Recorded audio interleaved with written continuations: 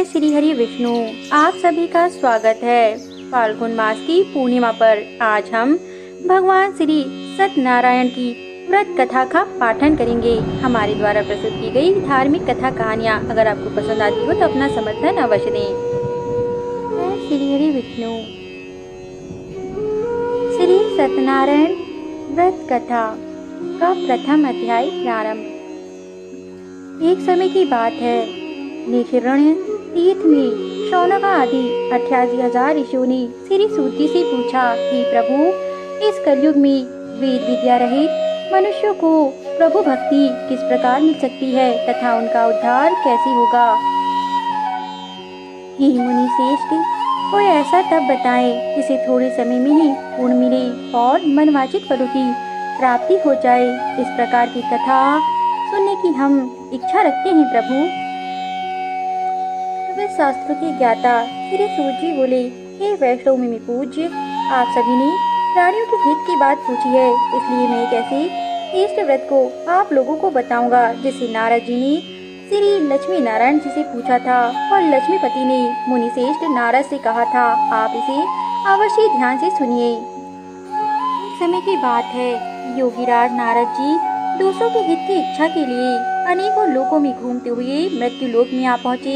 यहाँ उन्होंने अनेक योनियों में जन्मे प्राय सभी मनुष्यों को अपने कर्मों द्वारा अनेकों दुखों से पीड़ित देखा। उनका दुख देखकर नारद जी सोचने लगे कि कैसा यत्न किया जाए जिसे करने से निश्चित रूप से मानव के दुखों का अंत हो जाए। इसी विचार पर मनन करते हुए वहाँ विष्णु लोक में गए। वहाँ देवों के ईश भगवान नारायण की स्तुति करने लगे, जिनके हाथों में शंख चक्र गदा पद्म थे, गले में वरमाला पहने हुए थे। स्तुति करते हुए नारद जी बोले, हे भगवान, आप अत्यंत शक्ति से संपन्न हैं, मन तथा वाणी भी आपको नहीं पा सकती। आपका आदि मध्य तथा अंत नहीं है। निर्गुण स्वरूप सृष्टि के कारण भक्तों के दुख को दूर करने वाले आपको मेरा नमस्कार है। नारद जी की स्तुति को सुनकर विष्णु भगवान बोले, हे मुनि श्रेष्ठ, आपके मन में क्या बात है? आप किस काम के लिए पधारे हैं उसे निसंकोच कहो। इस पर नारद मुनि बोले कि मृत्यु लोक में अनेक योनियों में जन्मे मनुष्य अपने कर्मों के द्वारा अनेकों दुख से दुखी हो रहे हैं। हे नाथ, आप मुझ पर दया रखते हैं तो बताइए कि वो मनुष्य थोड़ी प्रयास से ही अपने दुखों से कैसे छुटकारा पा सकते हैं। श्री हरि विष्णु बोले, हे नारद, मनुष्यों की भलाई के लिए तुमने बहुत अच्छी बात पूछी है, जिसके करने से मनुष्य मोह से छूट जाता है। वह बात मैं तुमसे कहता हूँ, उसे तुम अवश्य ध्यान से सुनो। स्वर्ग लोक व मृत्यु लोक दोनों में एक दुर्लभ उत्तम व्रत है जो पूर्ण फल देने वाला है। आज प्रेमवश होकर मैं उसे तुमसे अवश्य कहता हूँ। नारद, वह व्रत श्री सत्यनारायण भगवान का है। अच्छी तरह से ध्यान पूर्वक करके मनुष्य तुरंत ही यह सुख भोग कर मरने पर मोक्ष को पा सकता है। श्री हरि के वचन सुन नारद जी बोले कि उस व्रत का फल क्या है और इसका क्या विधान है? यह व्रत किसने किया था? इस व्रत को किस दिन करना चाहिए? सभी कुछ विस्तार से बताइए प्रभु। नारद की बातों को सुनकर श्री हरि बोले, दुख व शोक को दूर करने वाला यह व्रत सभी स्थानों पर विजय दिलाने वाला है। मानव को भक्ति व श्रद्धा के साथ शाम को श्री सत्यनारायण की पूजा धर्म परायण होकर ब्राह्मण और बंधुओं के साथ करनी चाहिए। भक्ति भाव से ही निवेद केले का फल, घी, दूध और गेहूं का आटा सवा लें। गेहूं के स्थान पर साठी का आटा लें। शक्कर तथा गुड़ लेकर वह सभी भक्षण योग्य पदार्थ को मिलाकर भगवान को भोग लगाना चाहिए। ब्राह्मणों सहित बंधु बांधव को भी भोजन कराएं। उसके बाद स्वयं भोजन करें। भजन कीर्तन के साथ भगवान की भक्ति में लीन हो जाएं। इस तरह से सत्यनारायण भगवान का यह व्रत करने पर मनुष्य की सारी इच्छाएं निश्चित रूप से पूरी हो जाती है। इस काली काल अर्थात कलयुग में मृत्यु लोक में मोक्ष का यही एक सरल उपाय है। जय श्री सत्यनारायण भगवान। श्री सत्यनारायण व्रत कथा का प्रथम अध्याय संपूर्ण हुआ। जय श्री सत्यनारायण भगवान। श्री सत्यनारायण व्रत कथा का द्वितीय अध्याय प्रारंभ। श्री सूत जी बोले, हे ऋषियों, जिसने पहले समय में इस व्रत को किया था उसका इतिहास कहता हूँ, तुम अवश्य इसे ध्यान से सुनो। सुंदर काशीपुरी नगरी में एक अत्यंत निर्धन ब्राह्मण रहता था। भूख प्यास से परेशान वह धरती पर घूमता रहता था। ब्राह्मणों से प्रेम से से प्रेम करने वाले।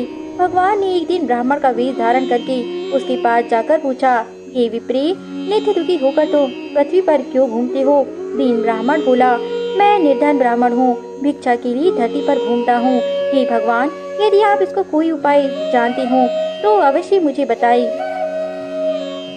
वृद्ध ब्राह्मण कहता है कि सत्यनारायण भगवान मनवांछित फल देने वाले हैं, इसलिए तुम उनका पूजन करो। इसे करने से मनुष्य के सभी दुखों से मुक्ति हो जाती है। वृद्ध ब्राह्मण बनकर आए सत्यनारायण भगवान उस निर्धन ब्राह्मण को व्रत का सारा विधान बताकर अंतर्ध्यान हो गई। ब्राह्मण मन ही मन सोचने लगा कि जिस व्रत को व्रत ब्राह्मण करने को कह दिया है, मैं उसी अवश्य करूंगा। यह निश्चय करने के बाद उसी रात में नींद नहीं आई। वह सवेरे उठकर सत्यनारायण भगवान के व्रत का निश्चय कर भिक्षा के लिए चल पड़ा। उस दिन निर्धन ब्राह्मण को भिक्षा में बहुत सा धन मिला, जिसे उसने बंधु बांधवों के साथ मिलकर श्री सत्यनारायण भगवान का व्रत संपन्न किया। भगवान सत्यनारायण का व्रत संपन्न करने के बाद वह निर्धन ब्राह्मण सभी दुखों से छूट गया और अनेक प्रकार की संपत्ति से युक्त होकर उसी समय से यह ब्राह्मण हर माह इस व्रत को करने लगा। इसी तरह सत्यनारायण भगवान के व्रत को जो मनुष्य करेगा वह सभी प्रकार के पापों से छूटकर मोक्ष को प्राप्त करेगा। जो मनुष्य इस व्रत को करेगा वह भी सभी दुखों से मुक्त हो जाएगा। श्री सूत जी बोले कि इस तरह से नारद जी से नारायण जी का कहा हुआ श्री सत्यनारायण व्रत को मैंने तुमसे कहा। हे विप्रो, मैं अब और क्या कह सकता हूँ? तब ऋषि मुनि बोले, हे मुनिवर, संसार में उस विप्र ने सुनकर और किस किसने इस व्रत को किया है, हम सब इस बात को सुनना चाहते हैं। इसके लिए हमारे मन में श्रद्धा उत्पन्न हो गई है, तो आप सविस्तार से कहें। इस पर श्री सूत जी बोले, हे मुनियों, जिसने इस व्रत को किया है वह आप सुनो, मैं तुम्हें बताता हूँ। एक समय वही विप्र धन व ऐश्वर्य के अनुसार अपने बंधु बांधवों के साथ इस व्रत को करने को तैयार हुआ। उसी समय एक लकड़ी बेचने वाला बूढ़ा आदमी आया और लकड़ियां बाहर रखकर अंदर ब्राह्मण के घर में गया। प्यास से दुखी वह लकड़हारा उनको व्रत करते देख विप्र को नमस्कार कर पूछने लगा कि आप यहाँ क्या कर रहे हैं तथा इसे करने से क्या फल मिलेगा, कृपया मुझे भी बताइए। ब्राह्मण ने कहा, सब मनोकामनाओं को पूरा करने वाला यह सत्यनारायण भगवान का व्रत है। इनकी कृपा से ही मेरे घर में धन आदि की वृद्धि हुई है। विप्र से सत्यनारायण व्रत के बारे में जानकर लकड़हारा बहुत प्रसन्न हुआ। नामृत लेकर वह प्रसाद खाने के बाद वह अपने घर गया। लकड़हारी ने मन ही मन संकल्प किया कि आज लकड़ी बेचने से जो धन मिलेगा उसी से वह श्री सत्यनारायण भगवान का उत्तम व्रत करेगा। मन में इस विचार को लेकर बूढ़ा आदमी सिर पर लकड़ियां रख उस नगर में बेचने को गया जहाँ धनी लोग ज्यादा रहते थे। उस नगर में उसे अपनी लकड़ी का दाम पहले से 4 गुना अधिक मिला। बूढ़ा प्रसन्नता के साथ दाम लेकर पीली शक्कर, घी, दूध, दही और गेहूं का आटा ले और श्री सत्यनारायण भगवान के व्रत की अन्य सामग्रियां लेकर अपने घर को आया। वहाँ उसने अपनी बंधु बांधवों को बुलाकर विधि विधान से सत्यनारायण भगवान का पूजन और व्रत किया। इस व्रत के प्रभाव से वह बूढ़ा लकड़हारा धन और पुत्र आदि से युक्त होकर संसार के समस्त सुखों को भोगकर अंत्यकाल में वैकुंठ धाम को चला गया। बोलो श्री सत्यनारायण भगवान की जय। श्री सत्यनारायण व्रत कथा का 2वां अध्याय संपूर्ण। जय श्री सत्यनारायण भगवान। श्री सत्यनारायण व्रत कथा का 3वां अध्याय प्रारंभ। सूची बोले, हे श्रेष्ठ मुनियों, अब आगे की कथा कहता हूँ। पहले समय में उल्कामुख नाम का एक वृद्धिमान राजा था। वह सत्यवक्ता जितेंद्रिय था। प्रतिदिन देव स्थानों पर जाता और निर्धनों को धन देकर उनके कष्ट दूर करता था। उसकी पत्नी कमल के समान मुख वाली तथा सती साध्वी थी। भद्रशिला नदी के तट पर उन दोनों ने श्री सत्यनारायण भगवान का व्रत किया। उसी समय साधु नाम का एक वैश्य आया। उसके पास व्यापार करने के लिए बहुत सा धन भी था। राजा को व्रत करते देखकर वह नियम के साथ विनय के साथ पूछने लगा, हे राजन, भक्ति भाव से पूर्ण होकर आप यहाँ क्या कर रहे हैं? मैं यहाँ सुनने की इच्छा रखता हूँ। अगर आप मुझे बताएंगे तो बड़ी कृपा होगी। इस पर राजा बोला, हे साधु, अपने बंधु बांधवों के साथ पुत्र आदि की प्राप्ति के लिए एक महाशक्तिमान श्री सत्यनारायण भगवान का व्रत व पूजन कर रहा हूँ। राजा के वचन सुन साधु आदर से बोल उठा, हे राजन, मुझे इस व्रत का सारा विधान कहिए। आपकी कथा अनुसार मैं भी इस व्रत को करूँगा। मेरी भी संतान नहीं और इस व्रत को करने से निश्चित रूप से मुझे संतान की प्राप्ति होगी। राजा से व्रत का सारा विधान सुन व्यापारी ने निर्वत होकर सारे काम से घर को गया। साधु वैश्य ने अपनी पत्नी को संतान देने वाले इस व्रत का पूर्ण वर्णन कह सुनाया और कहा कि जब मेरी संतान होगी तब मैं इस व्रत को करूंगा। साधु ने इस तरह के वचन अपनी पत्नी लीलावती से कहे। एक दिन लीलावती पति के साथ आनंदित हो संसारी धर्म में प्रवृत्त होकर सत्यनारायण भगवान की कृपा से गर्भवती हो गयी। 10वें महीने में उसके गर्भ से एक सुंदर कन्या ने जन्म लिया। दिनों दिन वह ऐसी बढ़ने लगी जैसे कि शुक्ल पक्ष का चंद्रमा बढ़ता है। माता पिता ने अपनी कन्या का नाम कलावती रखा। एक दिन लीलावती ने मीठे शब्दों में अपने पति को याद दिलाया कि आपने श्री सत्यनारायण भगवान के जिस व्रत को करने का संकल्प किया था उसे करने का समय आ गया है, आप इस व्रत को करिए।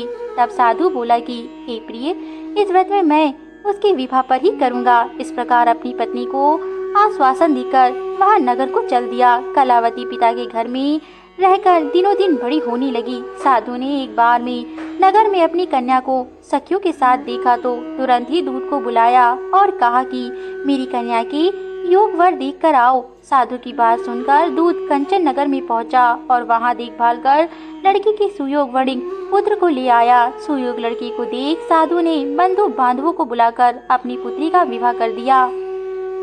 लेकिन दुर्भाग्य की बात यह है कि साधु ने अभी भी श्री सत्यनारायण भगवान का व्रत नहीं किया। इस पर श्री भगवान क्रोधित हो गए और श्राप दिया कि साधु को अत्यधिक दुख मिले। अपने कार्य में कुशल साधु बनिया जमाई को लेकर समुद्र के पास स्थित होकर रत्नासारपुर नगर में आया। वहां जाकर दामाद ससुर दोनों मिलकर चंद्रकेतु राजा के नगर में व्यापार करने लगे। एक दिन भगवान सत्यनारायण की माया से एक चोर राजा का धन चुराकर भाग रहा था। उसने राजा के सिपाहियों को अपना पीछा करते देख कर चुराया हुआ धन वहां पर रख दिया और जहां साधु अपनी जमाई के साथ ठहरा हुआ था, राजा के सिपाहियों ने साधु वैश्य के पास राजा का धन पकड़ा तो वहां ससुर जमाई दोनों को बांधकर प्रसन्नता से राजा के पास लेकर गए और कहा कि उन दोनों चोरों को हम पकड़ लाए हैं, अब आप आगे की कार्रवाई की आज्ञा दे दी।